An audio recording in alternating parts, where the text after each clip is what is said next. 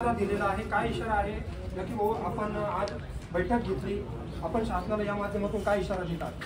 आज आपण बघतोय 2 दिवसापूर्वी महाराष्ट्र राज्याचे मुख्यमंत्री एकनाथ शिंदे यांनी ते पंढरपूर येथे धनगर समाजाचं जे आंदोलन चालू आहे की धनगरांना आदिवासीचं आरक्षण मिळावं, परंतु त्या आरक्षणाच्या आंदोलनासाठी जो लढा उभा केला त्यांनी, त्या आंदोलनाची मुख्यमंत्र्यांनी दखल घेतली।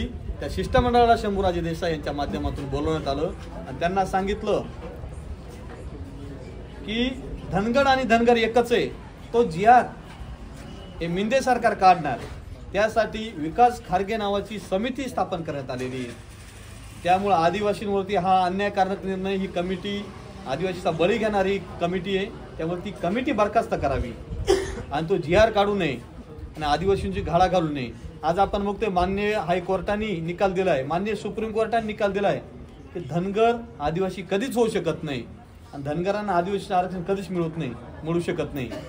हा निकाल माननीय सुप्रीम कोर्टाने दिलाय। माननीय सुप्रीम कोर्टापेक्षा मिंदे काही मोठा नाहीये।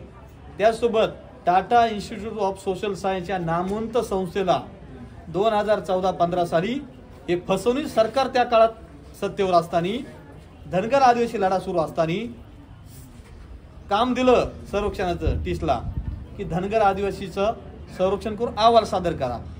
टाटा इन्स्टिट्यूट ऑफ सोशल सायन्सने अहवाल सादर केला की धनगर आणि आदिवासीची संस्कृती परंपरा वेगळी, वेशभूषा वेगळी, धनगरांना आदिवासींचं कुठल्याही प्रकारे कोणत्या परिस्थितीत आरक्षण देता येत नाही। परंतु अशा प्रकारचं आरक्षण देण्याचा जर निर्णय शासन घेत असेल तर आपल्या संघटनेची किंवा आदिवासी समाजाची भूमिका नेमकी काय असणार? हे आरक्षणाच्या नावाखाली निवडणुका डोळ्यावर समोर ठेवून आदिवासींचा बळी घेण्यासाठी आरक्षणाचं राजकारण पुढे केलंय। हे घोंगडं भिजत ठेवण्यासाठी मणिपूरमध्ये जी घटना घडली, मणिपूर जसे आरक्षणाच्या नावाखाली जाळलं गेलं, मैते आणि कुकी समाज संघर्ष, तसंच त्याच धर्तीवरती महाराष्ट्र जाळण्याचा प्रयत्न हे मिंदे सरकार करतोय। आरक्षणाच्या नावाखाली धनगर आदिवासी, धनगर जातीचा आणि आदिवासी जमातीचा लढा उभा करून, यांच्यात संघर्ष उभा करून मणिपूरची घटना घडण्याचा प्रयत्न करतोय।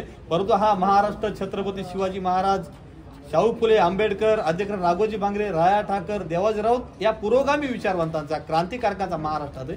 या महाराष्ट्रामध्ये मिंदे फसून अजितदादाचं कधीही स्वप्न आम्ही पूर्ण होऊ देणार नाही आणि मणिपूर सारखी घटना या महाराष्ट्रात घडू देणार नाही आम्ही। आणि जर यांनी शासन निर्णय काढण्याचा प्रयत्न केला, शासन निर्णय काढला, तर महाराष्ट्रातून आदिवासी भागातून मुंबई मराठवाड्याला सर्व पाणी जात आहे। आदिवासीच्या पाण्यावरती मुंबई जगते, मराठवाडा जगतोय।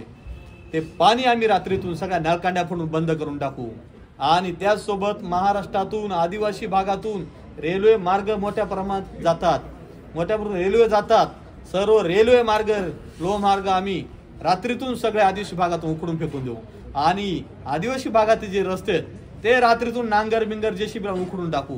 परंतु या सरकारला धडा शिकवल्याशिवाय राहणार नाही। मरण आलं तरी चाललं आम्हाला, पण या धनगरांना, या मेंढरांना जे आमची अवकात काढतात, कालचे व्हिडिओ काय बघितले, काही मेंढरांचे कार्यकर्ते म्हणतात धनगरांची वाकडं तर नदीवर लाकडं, अरे आदिवासींची वाकडं तर तुमचेच नदीवर लाकडं जाणार, हा माझा तुम्हाला इशारा आहे। आणि त्याच सोबत काही कार्यकर्ते काल आंदोलनकारी बोलले आदिवासींची धनगरांसोबत काय अवकात आहे, अरे आमची अवकात आहे, या देशाचे मूळ मालक आहे, या देशाचा भूमिपुत्र आहे आम्ही, आणि जर आमची अवकात आहे म्हणून तुम्ही आमच्याकडे आरक्षणाची भीक मागतात भिकारड्यांनो, तर ही भीक तुम्हाला आम्ही कधी देणार नाही।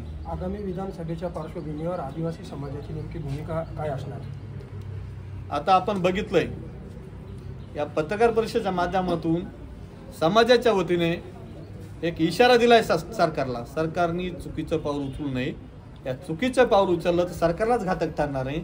आदिवासी समाजामध्ये 25 आरक्षित सीट आहेत विधानसभेचे आणि विधानसभा डोळ्यासमोर ठेवून जाणून बुजून हे मिंदे फसवून अजितदादा राजकारण करत असेल तर आदिवासी भागातील 25 आमदारापैकी एकही आदिवासी समाजाचा आमदार त्या सरकारचा, त्या पक्षाचा निवडून देणार नाही आम्ही।